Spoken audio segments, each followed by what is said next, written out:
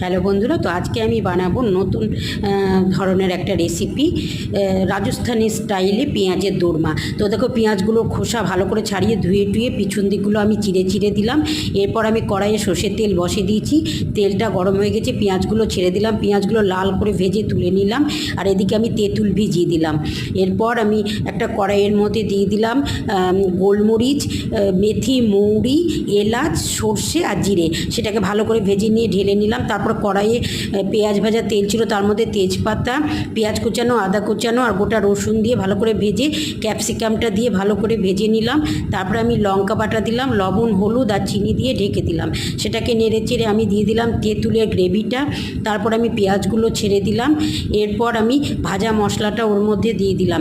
কিছুক্ষণ অল্প আছে আমি সেটাকে সেদ্ধ করে নিলাম। তারপর আমি কাঁচা সর্ষের তেল দিয়ে নামিয়ে নিলাম। রুটি ভাত দিয়ে অসাধারণ লাগবে খেতে, একদম নতুন